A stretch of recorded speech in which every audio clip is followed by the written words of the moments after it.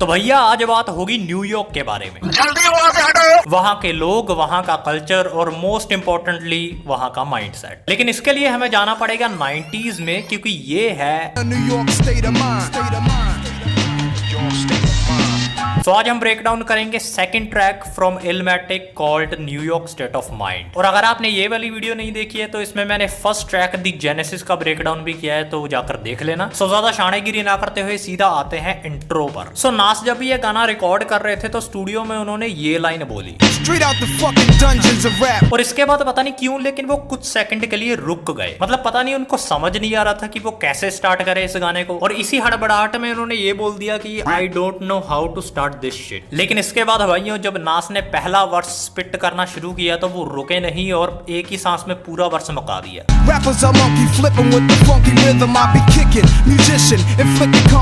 सो इस लाइन में एक वर्ड प्ले है मंकी फ्लिप के साथ, जो कि एक रेसलिंग मूव है एज वेल एज एक ब्रेक डांस मूव होता है। सो नास अपनी लिखाई से दूसरे रैपरों को मंकी फ्लिप करवा रहे हैं या फिर वो खुद ही लगे पड़े हैं मंकी फ्लिप करने। ऑल्सो इस लाइन के आगे नास अपने आप को कंपेयर करते हैं स्कारफेस मूवी कैरेक्टर टोनी मंटाना से। मूवी के एक सीन का रेफरेंस लेते हुए जब टोनी अपना मुंह कोकेन के एक बड़े से पहाड़ में घुसा लेते हैं और फिर भागते हैं अपनी M16 गन के साथ।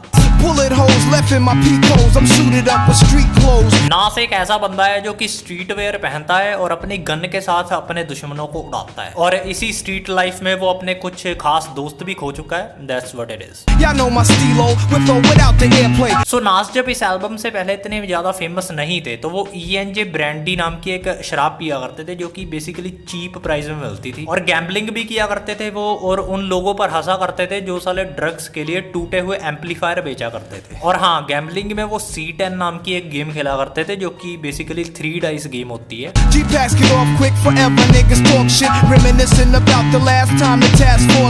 और इसके साथ साथ नास अपने उन दिनों पर हंसते हैं जब पुलिस उन पर रेड मार दिया करती थी ड्रग्स के लिए, और ये एक स्पेशल टाइप की पुलिस हुआ करती थी known as the task force.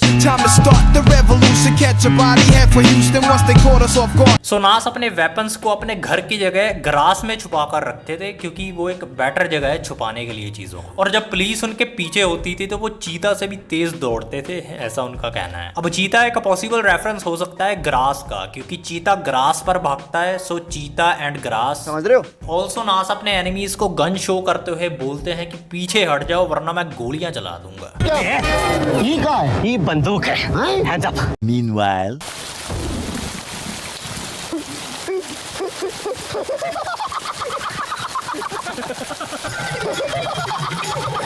और जब आगे वाला डर के मारे भागना शुरू कर देता है तो नास उसके पीछे 2 गोलियां मारते हैं और फिर वो सुबह बैठ भी नहीं पाता।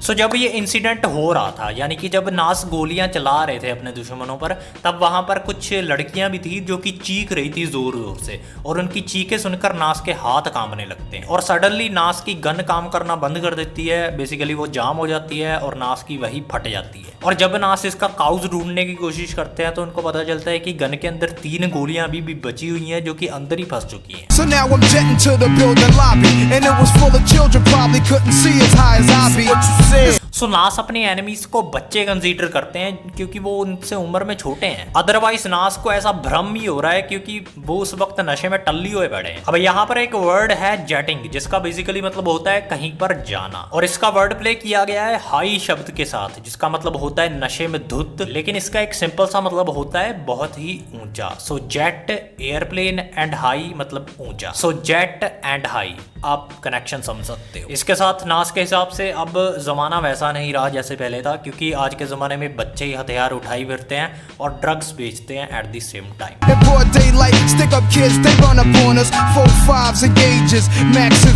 मैक 10 शॉटगन्स एंड 45 कैलिबर, ये कुछ फेमस गन है जो कि उस टाइम के बच्चे यूज करते थे न्यूयॉर्क में, और वो इतने शाणे थे ना कि वो रात में जिन लोगों से ड्रग्स चुराते थे उन्हें सुबह उनके ऊपर ही हवा करते थे।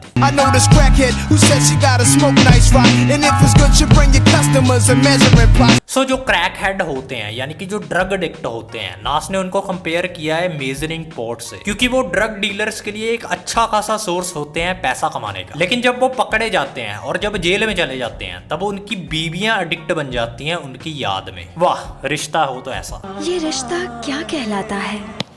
जा पूछ क्या? It drops deep as it does in my breath. I never sleep, cause sleep is the cousin of death. I never sleep cause sleep is the cousin of death। भाइयों, ये line one of the most famous hip hop lines ever में आती हैं और इसका simple सा meaning है कि नास कभी भी नहीं सोते क्योंकि नींद मौत की बहन है। अब इसको लिटरली मत ले लेना कि नास कभी सोते ही नहीं है। अगर ऐसा होता तो नास हमारे बीच आज होते ही नहीं। बेसिकली वो काम ज्यादा करते हैं और सोते कम है क्योंकि सोने से उनका टाइम वेस्ट होता है। And that's why sleep is the cousin of death. Also नास न्यूयॉर्क से हैं और न्यूयॉर्क सिटी की आपको एक फेमस लाइन तो पता ही होगी, द सिटी दैट नेवर स्लीप्स। वैसे ये पर्टिकुलर लाइन तो हमारे एसके भैया भी आपको समझा सकते थे। मैं समझदानी क्योंकि नींद मौत दी है पैन। ऑल्सो जब भी नास न्यूयॉर्क के बारे में सोचते हैं तो उनके मन में एक ही वर्ड आता है, क्राइम। इसके बाद कोरस आता है जो कि सैंपल किया गया है राकिम के एक गाने मैगोनीज से। But I'm in a New York state of mind. New York state of mind. Verse 2 शुरू होता है नास के इस अनरिलीज्ड गाने के कुछ लाइन से, Be having dreams that I'm a gangster, drinking Moet's, holding texts. जिसमें नास अपने आप को एक गैंगस्टर शो करते हैं जो कि हमेशा पुलिस वालों से लड़ता रहता है लेकिन जीतता हमेशा वही है। ऑल्सो यहाँ पर बात हुई है अपने गानों को बेचने की और स्टॉक्स में इन्वेस्ट करने की। जी हाँ, स्टॉक्स में इन्वेस्ट करने की, लेकिन स्टॉक्स ड्रग्स एंड गन्स के। अब भाइयों, स्टॉक से मुझे याद आया अप स्टॉक्स के बारे में। भाइयों, अप स्टॉक्स एक ऐसा मार्केट, एक मिनट, ये मैं किधर को निकल गया। Another one. But just a nigga walking with his finger on the trigger. Make enough figures until my pockets get bigger. Here Nas अपनी न्यूयॉर्क स्टेट की मेंटालिटी को शो करते हैं कि उनकी एक उंगली हमेशा ट्रिगर पर रहती है और इसी लाइफस्टाइल से उन्होंने बहुत पैसा छापा है और इसीलिए कोई भी उनसे पंगा नहीं लेना चाहता। Give me a Smith and Wesson, I have niggas undressing. अब क्योंकि नास एक गैंगस्टर है तो वो हर एक बंदे के सर पर गोली रखकर कहते हैं, महेश दल्ले, मतलब कि अपनी सारी कीमती चीजें मुझे दे दो। In the PJs, my blend tape plays, bullets are strays, young bitches is grades, each block is like a maze. So Queens Bridge जहां से नास आते हैं वहां के हुड बहुत ही खतरनाक है, बिल्कुल एक पहेली की तरह, और वहां किसी के साथ कुछ भी हो सकता है। मतलब कि नास ने उस जगह को ऐसा कहा है जैसे कि वो एक मेज है जिसमें बहुत सारे चूहे फंसे हुए हैं। इसके बाद नेक्स्ट लाइन में नास मेंशन करते हैं राइकर्स आइलैंड को, also known as the island, जो कि न्यूयॉर्क की एक मेजर जेल है। और ये लाइन पिछली लाइन से कनेक्टेड भी है क्योंकि नास मेज को कंपेयर करते हैं इस जेल से जिसमें कि बहुत सारे चूहे फंसे हैं और जेल में बहुत सारे ब्लैक लोग फंसे हैं, जो कि एक कंपैरिजन है चूहे और मेल्स का।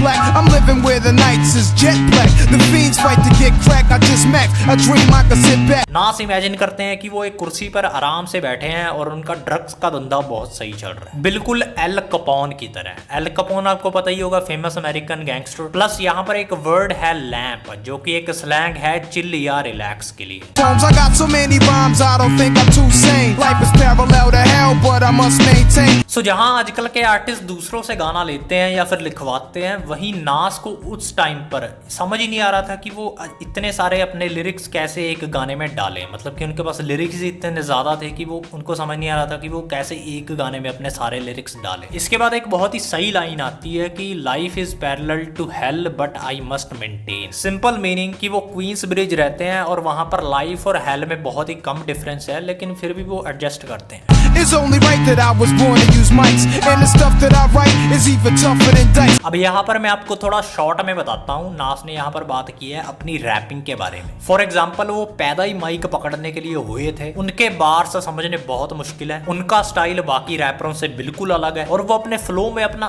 बेस्ट काम करते हैं।